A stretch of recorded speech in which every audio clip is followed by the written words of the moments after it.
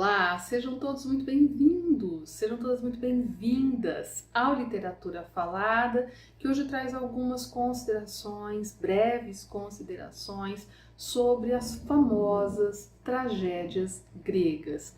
Eu pretendo abordar rapidamente aí o surgimento e desenvolvimento das tragédias e alguns dos seus principais nomes. Eu começo chamando a atenção para o fato de que quando a gente fala em tragédia grega, a gente está, na verdade, se referindo a um fenômeno específico que ocorreu em determinado momento e em determinado local. Eu me refiro à cidade-estado de Atenas no século V a.C. Veja que a tragédia ela surgiu, aflorou e se desenvolveu em um período de tempo de mais ou menos 100 anos. Esse século V a.C. ele foi marcante na história dessa cidade-estado pelas mudanças estruturais governamentais que estavam ocorrendo, como, por exemplo, o surgimento de um outro fenômeno, a democracia. Eu faço aqui um parênteses, quando a gente fala de democracia grega, a gente também está falando de um fenômeno que ocorreu em um lugar, em um momento específico, que é a cidade-estado de Atenas, no século V a.C. Foi nesse momento ainda que estava havendo outra mudança extremamente importante, a passagem do pensamento mítico para o pensamento racional, com o surgimento e o desenvolvimento da filosofia. Mas de onde veio a tragédia? A tragédia, os estudiosos costumam apontar, ela veio a partir do culto ao deus Dioniso, que para nós é associado a vinho, a festas, a diversão.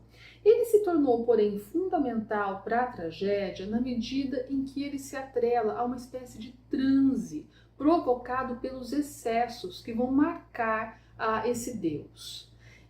Esse transe aponta para a necessidade de comunhão com o cosmos e, nesse processo, para o abandono dos papéis estabelecidos, o que é simbolizado pelo próprio uso da máscara durante a encenação desses espetáculos.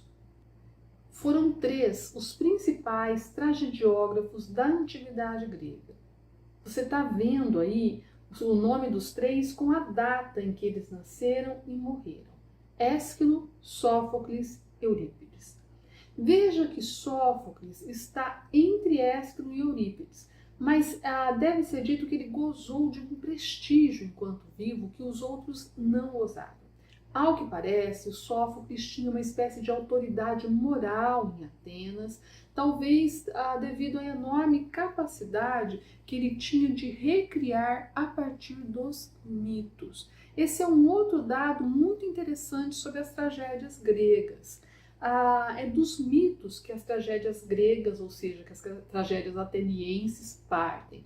Os mitos são histórias anônimas e tradicionais que, no caso grego, circulavam coletivamente e foram exploradas pelos tragediógrafos. Um exemplo é Édipo Rei.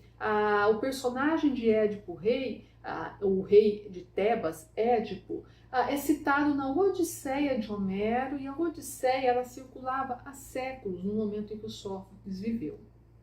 Veja que os poetas tinham liberdade para recuperar o mito a partir das percepções e acepções que quisessem e que conferissem determinado sentido, ao momento que eles viviam. Eu observo, por fim, que a tragédia surgiu em um momento de crise da humanidade. Eu falei aqui sobre a passagem do pensamento mítico para o racional em Atenas. Eu chamo a atenção para o fato de que a tragédia vai ressurgir em outro momento de crise da humanidade, que é o Renascimento europeu, com Shakespeare e outros tragediógrafos que viveram naquele momento. As tragédias gregas colocavam o homem em confronto com o mundo, em tentativa de conhecer esse lugar e se reconhecer nele e dentro de sua nova ordem racional e da organização moral e social daquela cidade-estado.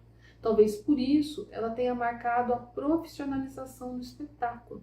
Isso porque o Estado patrocinava as peças. Outro detalhe curioso é que as tragédias sempre traziam um coro, e o coro não era formado por atores, mas por cidadãos atenienses.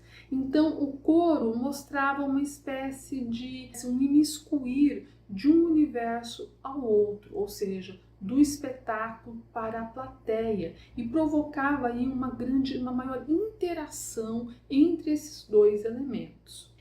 Se você tem curiosidade de saber quais foram as principais peças compostas e encenadas naquele momento, eu fiz aqui uma relação para que você possa acompanhar. Lembrando que acredita-se que houve um número muito grande de peças, porém elas se perderam ao longo do tempo e poucas são as que estão em versão completa. Muitas das que sobraram estão em fragmentos. Sobre Ésquilo, acredita-se que ele tenha composto de 80 a 90 peças.